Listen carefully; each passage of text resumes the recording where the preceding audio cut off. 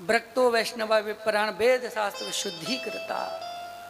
बोले ऐसे वक्ता को हम नियुक्त करें और बढ़िया पंडित जी से मुहूर्त निकलवाए। बिगर मुहूर्त के कथा नहीं करानी चाहिए।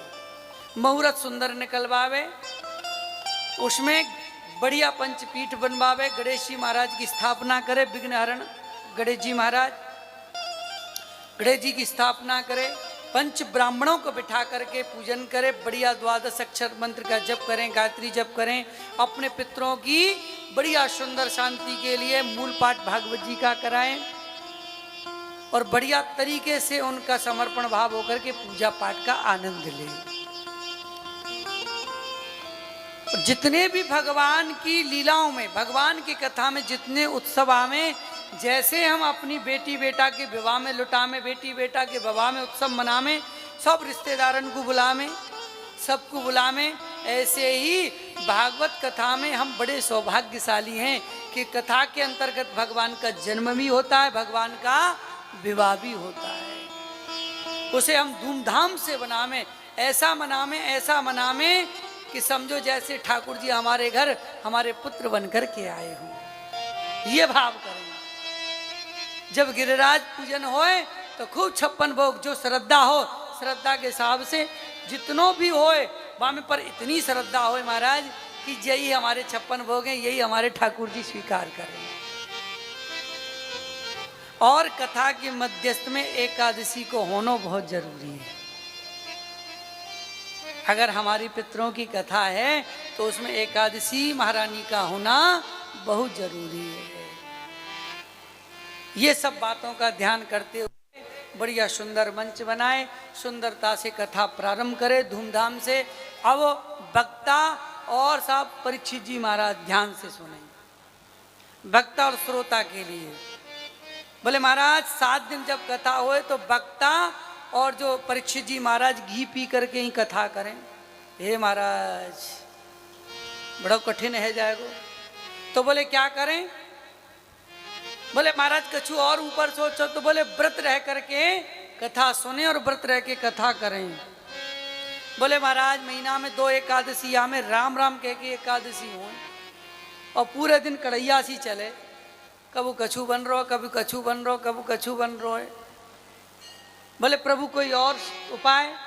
बोले तो एक काम है सके कि भैया सुबह फलार कर लो, शाम को भोजन कर लो। बोले प्रभु फिर का फायदा है? तब यहाँ वेदव्यास जी लिखते हैं भोजनम तुम बरम मन्ये, भैया भोजन करके करो। डोंगरे जी महाराज तो हमारे दलिया खा करके कथा करते थे, उच्च कोटि के वक्ता थे और वो दलिया खा करके ही भागवत कथा करते थे। और ऐसा वक्ता न हुआ न होगा भविष्य में। ऐसे वक्ता न तो हुए और न शायद होंगे। ऐसे दिव्य कथा वो जब करते थे तो दलिया खा के करते थे। कहने का मतलब जो आप भोजन पाओ, तामसी भोजन नहीं करेंगे, आप शुद्ध सात्विकी भोजन करेंगे और भोजन इतना करेंगे कि आप कथा में आकर के नींद नहीं आवे, आलस्य नहीं आवे। और भैया और भोजन में तो ऐसा होए, भोजन चकाचक बनवा में तुम लोगन के यहाँ तो ज्यादा ही होए और रायतो और बन जाए। और रायतो तो भैया फिर रायतो फैलावे, नींद तो आवे। तो कल से रायता बनना बंद। शाम की कथा जब है जाए तब रायतो खाओ, दिन को रायतो बंद, क्योंकि आज वो कछु लोग ने नींद ले ली है। तो इसलिए वक्ता और श्रोता दोनों की एक जैसी स्थिति बन जाए। और भैया सुनो, परीक्षित जी महाराज और घर के सब सदस्य और जितने भी लोग सुन रहे हैं, बहुत लोग ऐसे हैं जो नेम पूर्वक कथा सुन रहे हैं, उनके लिए कि भैया सिर के बाल नहीं कटवाएंगे, ठोड़ी नहीं बनवाएंगे, छौर विद्या नहीं करेंगे, नाखून नहीं काटेंगे और सबसे बड़ी विशेष बात है ब्रह्मचर्य का पालन करेंगे। हो सके तो जमीन पर सोएं और जमीन पर सोने में असमर्थ हो तो भैया लकड़ी के किसी वस्तु पर सोएं।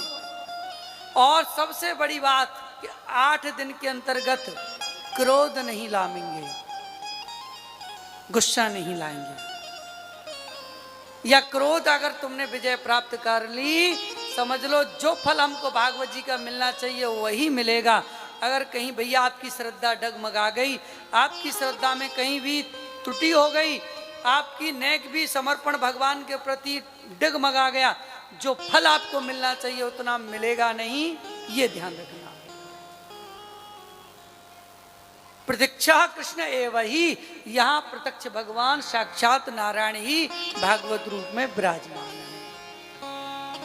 ये भाव रखें ब्राह्मणों के प्रति, संतों के प्रति, गौ के प्रति, माँ बाप के प्रति, बुजुर्गों के प्रति, और यहाँ तक कि आने वाले अतिथियों के प्रति आप वही भाव रखें। भैया ये सब ठाकुर जी के स्वरूप हैं, सब यहाँ करके विराजमान हुए। ये जितने बैठे हैं सब राधा हैं, ये सब कृष्ण हैं, जो बुजुर्ग बैठे हैं सब ये नंद बाबा हैं। ये भाव अपने हृदय में प्रकटता लानी है।